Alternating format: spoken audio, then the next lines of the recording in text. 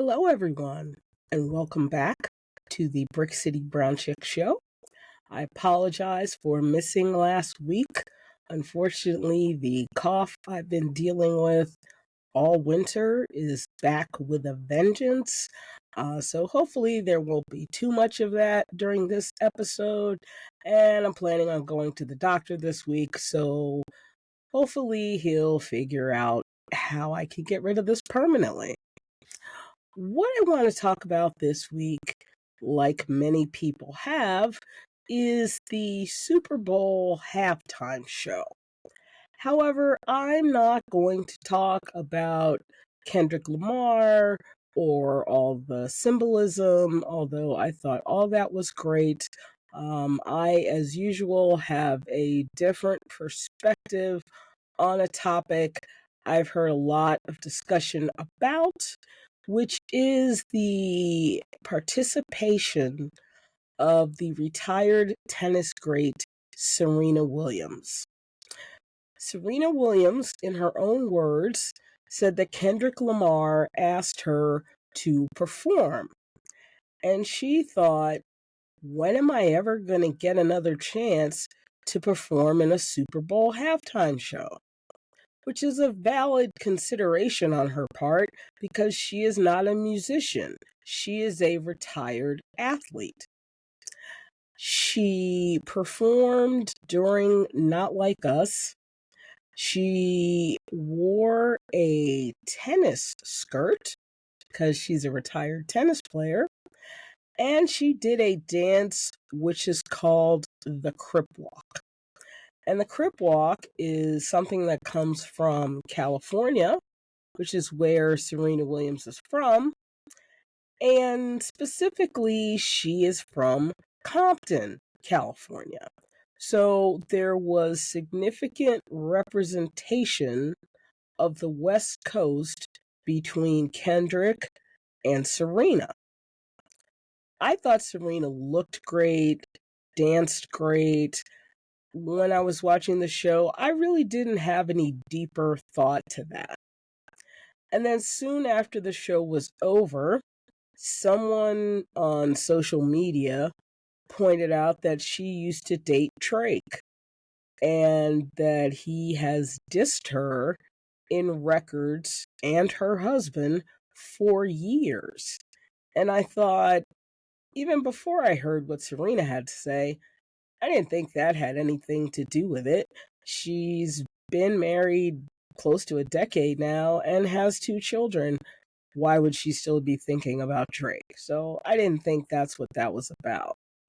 Someone else on social media reminded me that she did that Crip Walk when she won at the Olympics. And because the Olympics was in London, it was played on center court in Wimbledon. And she got thoroughly and resoundingly slammed for crip walking on the great Wimbledon soil. It was disrespectful. It was unnecessary. It was gloating. Fill in the blank. It was total insanity over a 15-second dance. It made no sense to me then and makes no sense to me now, except from the perspective that Serena and also her older sister Venus were never really accepted by the tennis culture. They were seen as phenoms and one offs, and tennis really didn't and still doesn't want to be integrated. It's happy being a white sport with white women doing their white women celebrations. So that reminded me of that situation. And then her dancing made more of a bigger impact. It wasn't just that Kendrick's from the West Coast, she's from the West Coast, he asked her to do it, so she did it. It was a reminder to people of how she was treated when she did this dance more than a decade ago. What has bothered me the most this week in terms of listening to people talk about her performance at the Super Bowl is listening to Black men slam her for dancing about her ex or still thinking about her ex, even though both she and her husband have refuted those claims. Two of the people who have been talking the loudest are sports commentators, Stephen A. Smith and Jason Whitlock. I put them in two different categories because Jason Whitlock, I'll get to him in a minute. Stephen A. Smith, in recent years, has become a very outspoken individual on numerous issues that he doesn't know a whole lot about. And the fact that he said something to the effect of, well, if she was my wife and she was still thinking about her ex, I'd tell her to go back with him. I'd divorce her. This is a man who has never been married at all. So the fact that he has something to say about how someone else's marriage works is just wrong. And second of all, he is coming down on this Black woman who is retired from her sport, so really should no longer be a topic for him. He is coming down on her about a situation he assumes he understands, but clearly didn't understand. It had nothing to do with Drake. And to her husband's credit, Alexis Ohanian came out in his wife's defense and said, Kendrick asked her, she did a great job. Everybody else needs to get a life and get a grip. And I admire him immensely, not just for this particular incident, but over the years, he has really come to his wife's defense and, more importantly, has supported her through everything she's done and has wanted to do. And that is what a good partner, a good spouse does. Now, on to the subject of Jason Whitlock. Jason Whitlock is a person who only makes the news when he is bashing other Black people. That's his shtick. That's his milieu. He used to be, probably 20, 25 years ago, a respected sports journalist. But as he's descended into right-wing insanity, he's just become more and more of a joke and a fool. And his statement was even more ridiculous than Stephen A's statement. Jason Whitlock pretty much said, this is Serena Williams' husband's fault because he is a beta and he doesn't know how to keep his wife under control. Again, another man who has never been married. And in his case, I really do wonder if he was raised by any Black women at all. Because any man in a relationship with a Black woman will tell you there is no telling them what to do. And frankly, that should be true in all marriages. I do not believe at all in the subjugation of women.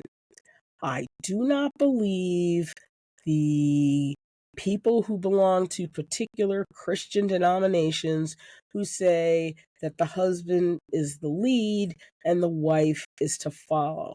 I've never believed any of that nonsense. And I really do think that's what Jason Whitlock's comments go back to.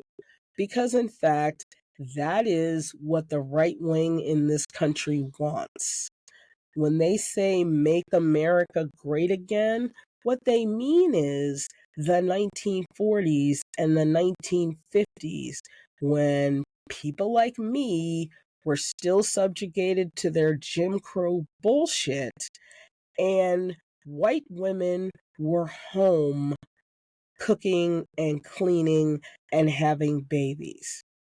Now, the part of that they never want to talk about is the fact that white women in those days, there was a high percentage of alcoholism and drug abuse, as in barbiturates, because that's what kept them sane. Because they really didn't just want to be mothers and housewives. They wanted a life outside of their house. But because that society said, nope, this is what we want you to do, that's what they did.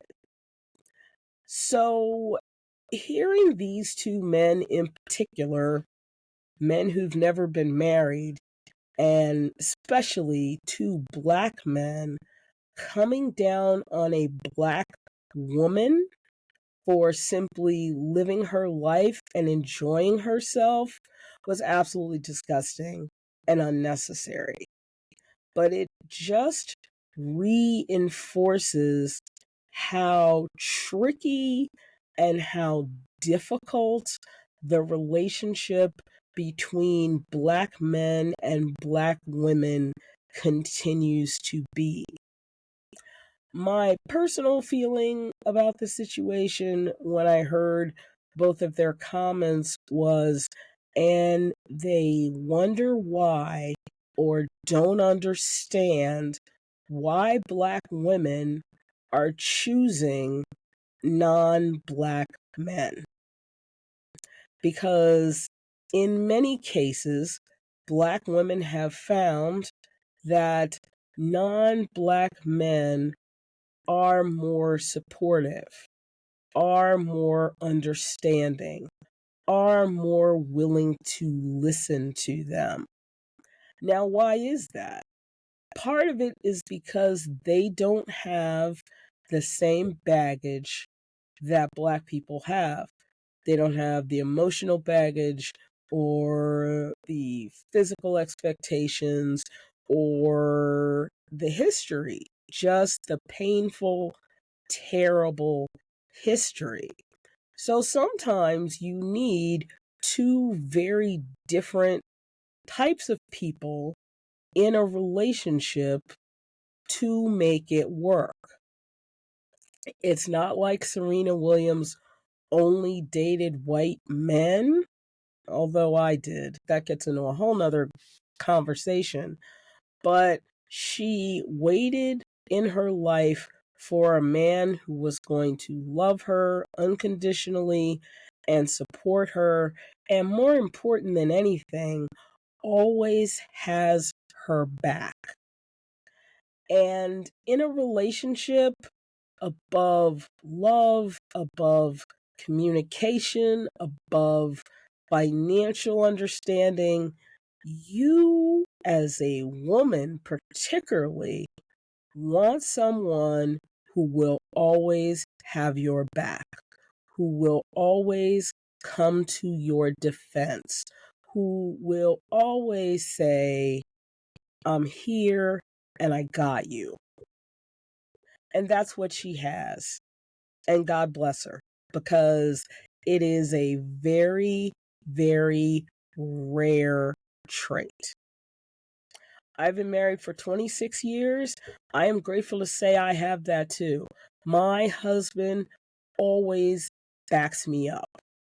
I will talk to him about a problem or a situation, and what he always says is, I know you're an adult. You'll figure it out. You'll do what needs to be done. But I got you. You need me. I'm right there.